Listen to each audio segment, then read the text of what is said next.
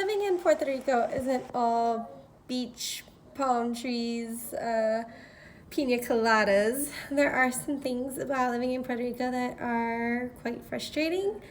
But to make it a little more entertaining and to not pick on Puerto Rico so much, I've decided to release some of my frustration about some of the other places I've lived as well. So I'm going to start with Chile. When I lived in Chile, I had one child who was pretty young. I think he was about 8 months when we moved there.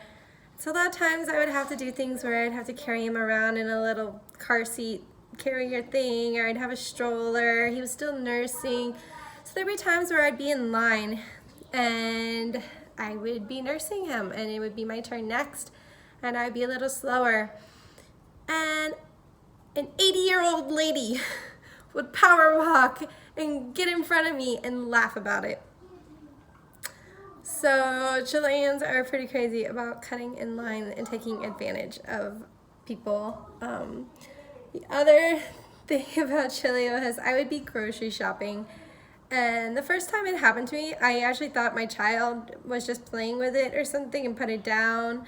But then I realized it kept happening where I would just have my grocery cart and I would reach for something. I would go to the others, like just across the aisle, like in the same aisle. I would just, and like somebody would reach into my cart and grab my things because they didn't want to go find it themselves. They're like, oh, it's right there. And then I would have my list and I'd be checking things off, and then I would end up like not getting laundry detergent or not getting peanut butter. It happened multiple times. And also like in your wallet, your phone, whatever, if you set it down, it's gonna disappear. And I know that sounds like really mean, but it was a reality that we experienced multiple times.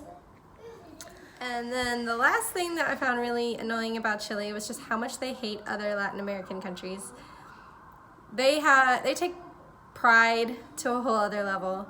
They think that they have the best Malbecs, the best coffee, the best artists, the best poets, like everything they think that they have the best of. Even if it's demonstrably false, they will still say that theirs is the absolute best.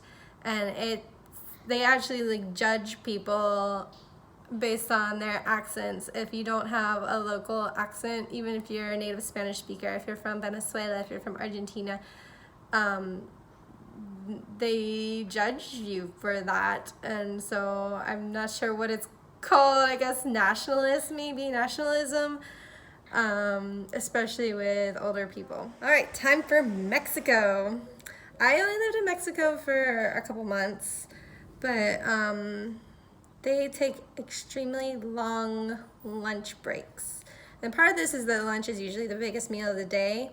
But you could have an appointment with somebody that's after their lunch, and they'll be gone for an hour and a half, 2 hours, and just miss the appointment. And then when they come in, they don't even realize that they have an appointment. And you're like, hey, like, you ready now? I've been sitting here for an hour.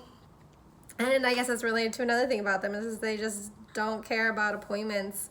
They say, like, Puerto Rico's on island time, but Mexico is way worse. People just...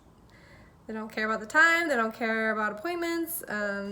They are just chill to a fault.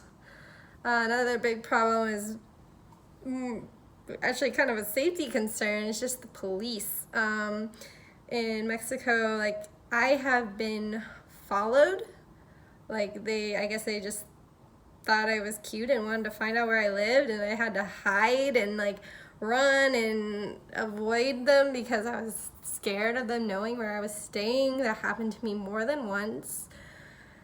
If you get pulled over, like I was with friends, and it's just totally against my nature. The thing you're supposed to do is just argue with them, like call them names, like just prepare for a fight, and then they'll tell you like a stupid high amount of like what the fine is gonna be for something like your brake light being out, and then you just like pass them 1/5 of that amount and they're like, okay, we're good.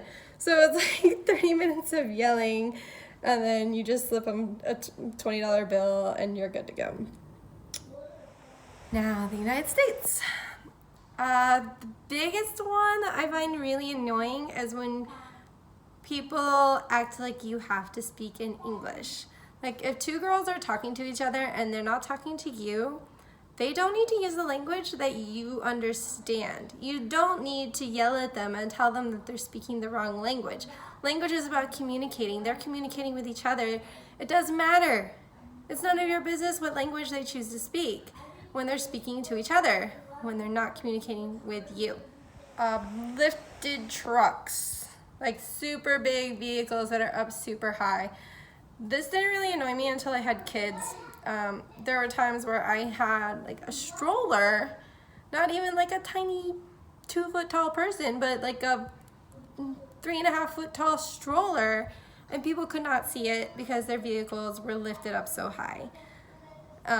So I guess that's probably especially true in the South. I guess I should say, like, I mean, I'm from Georgia, but I've lived all over the States, and you see them everywhere, and it's just super annoying, really inconsiderate. Couponers in the States.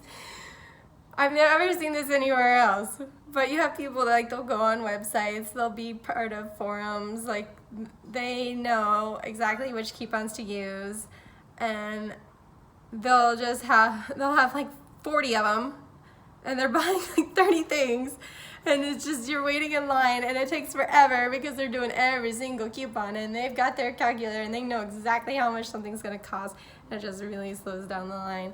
So that's the reasons that living in the United States can be annoying. All right, now I get to talk about Puerto Rico, where I've been living for a little over a year. Number one most annoying thing is potholes. They are so terrible. They are everywhere, and like, people do try to fill them in with things like books and bricks and concrete and stuff, but they're so terrible. Like, you just driving on a very common road and you're just zigzagging trying to get around these potholes, and when it's raining it's hard to see them, and so everyone's driving super slow, and yeah, you just don't want to completely bottom out, damage your car from a pothole. Second most annoying thing, the way people drive. So I will say that I've gotten used to how aggressive people are. Like, they don't really yield to the right of way. They just go and they think that they can vet. There's been a lot of times where people have turned left on red and cut me off when I had a green light going straight, or when I was turning right on red. But there's a lot of times where it's gridlocked and the light is green, but there's no space to go. There's no room when you go past the light, but people will do it anyways. People will go and just be in the intersection and completely block, like, the light will change and then the other people can't go, and then it just starts this cycle where everyone does it to each other because they assume that everyone's going to do it to them. So yeah, driving with intersections. So this is probably only really a problem in San Juan. The rest of the island doesn't really have that many lights and intersections. But it's a major problem. Like, the other day, people were getting nervous about Tropical Storm Karen, so they were shopping at Walmart and just double parking right in front of Walmart, even though they have a parking garage that's free. And my kid's school was right there. It took me 2 hours to travel 3 miles because of double parkers and people doing this intersection thing. It was just insane. And the final thing I'll say that's annoying about life in Puerto Rico is the power outages. We do have a full generator in our condo, but even so, whenever the power goes out, all of our appliances lose the time. And at this point, I don't even reset it anymore. I do not check my appliances for the time. I only check my phone because it's just too annoying. And I do have my internet on battery backup and stuff, but And I don't know how other buildings handle it. Maybe other buildings do have some sort of battery backup to avoid everyone losing power with their appliances. But in our situation, that's not the case, and I assume that a lot of buildings are similar to this one, where like you do lose power. It's only a couple seconds, but that's enough time that you have to reset the time.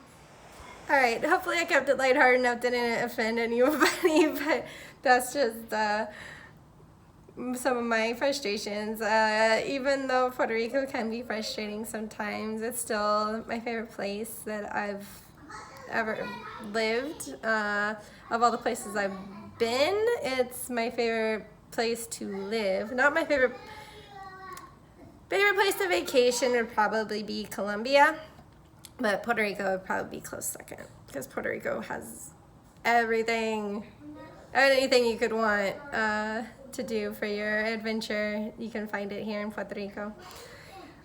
See ya!